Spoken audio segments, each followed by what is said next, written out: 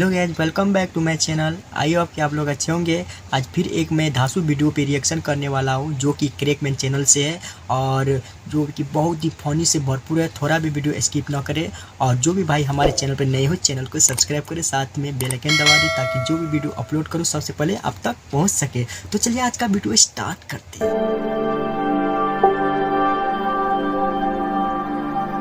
नमस्ते, प्रणाम, आदाब, आराम, सलाम लगाम। तो भैया लोगन फिर से उपस्थित हो गए बाइन। तो कॉल खिंचा भाई लोग की पैंट के खुला रहेला चैन हमरे नाम हो क्रैकमैन।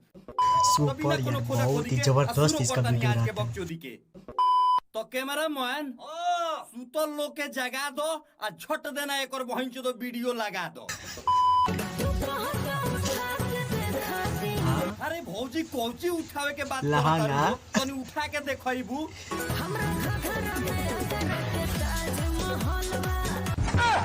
उसका लहंगा में ताजमहल कैसे हो सकता है यार? हमारा घाघरा में आगरा के ताजमहल बा। तो ये भौजी तनी फिर से एक खाली उठबू एक और बहन चो हम देखी कि जे घाघरा में आगरा के ताजमहल बाटे की ना।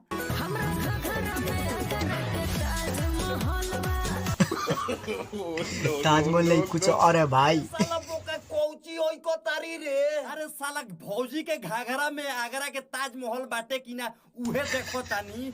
तनका सुकी तो अभी लौकल ख रे तो कौना कलर के रोलो रे। अरे साला त नहीं उ कोरिया ताजमहल रोलो, समझ रहे हो?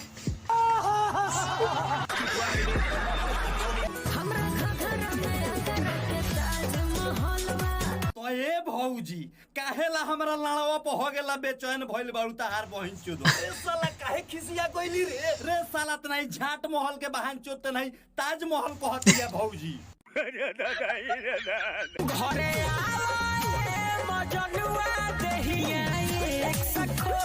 एक्स खो जाता है, समझ रहे? घरे आजा ये मजनुआ देहिया एक्स खोजता तो हो तहार बहिन चोदो। तू खुलिया में काहे नहीं कहत कि जे देहिया सेक्स खोजता। सही पकड़े हैं। यही ताइन हम तहरा से एगो बात कहल चाहतानी कि हमरा हथियार पर मुंह रगड़ देबू तो जल्दीए तर जइबू। कि हमरा हथियार पर मुंह रगड़ जबरदस्त देबू रोस्ट करता तो लेकिन ये जल्दीए भाई तर जइबू आ कहता रुकी जे देहिया एक्स खोजता। ऐसन पेलेम नु कि धात चियार के मर जइबू। ना भाई लोगन देहिया एक्स खोजता इनकर मजनुआ आई तो उन्हें पेली आ हमनी के का गांडी वाला बानी सो ना, मतलब हमनी के झाट नो चला बानी सो हमनियो के तो पेल सकत। हाँ सही में क्या से कुछ बीज बना दी ओझा जी मोटका पिचकारी ओट जाए। ए भौजी मोटका पिच करिया कोची में लहंगा में। अरे साला बोका अपना गोड़िया में। अरे साला मोटका पिचकारी आटे के तो ओट जाई लेकिन भौजी का गोड़िए फट जाई। बड़ा हरामी हो बेटा। नहीं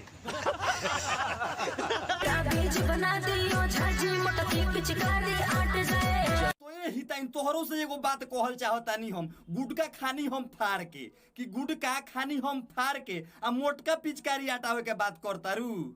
लइका होई बिहार के पेले नी चियार के। जबरदस्त यार मिला के भाई। ना हिताइन गाना जे गइले बाड़ी ताबीज बना दी ओझा जी मोटका पिचकारी आट जाए जे गावा टप दे फाट जाए।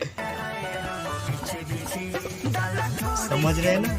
अच्छा रंग बीचे बीचे और डालो ढोढ़ी के नीचे।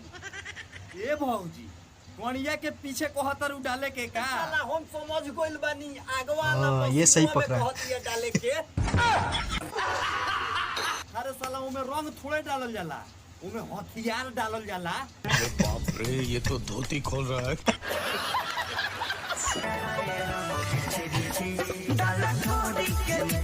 अरे ये ही टाइम तू अपना देखे से तो गानवा गोइले बाड़ू बड़ा सुपर कि यार ये ही टाइम तू अपना देखे से तो गानवा गोइले बाड़ू बड़ा सुपर लेकिन हम सुनियो तो एकर बहिन चो हमार झटिया जर गइल हे दे पेल देनु तो तार बहिन चो चल जाइबू। जबरदस्त रोस्ट करता है लेकिन। तो गाइज आप लोग को वीडियो कैसे लगा? वीडियो तो बहुत ही फनी था, मुझे बहुत ही अच्छा लगा और आप लोग बताइएगा आप लोग को कैसा लगा। और ये क्रैकमैन चैनल से था और जो कि बहुत ही ज़बरदस्त रोस्ट करता है और इसका वीडियो मैं भी बहुत देखता हूँ, बहुत ही अच्छा लगता है मुझे। आप लोग का कैसा लगा कमेंट करके ज़रूर बताइएगा। और उसका भी चैनल का लिंक मैं डिस्क्रिप्शन में दे दिया हूँ, आप जाकर देख सकते हैं। और जो भी भाई हमारे चैनल पर नए हैं, चैनल को सब्सक्राइब करें, साथ में बेल आइकन दबा दें ताकि जो भी वीडियो अपलोड करो सबसे पहले आप तक पहुँच सके। तो आज के लिए इतना ही, फिर मिलेंगे नेक्स्ट वीडियो में। Bye by.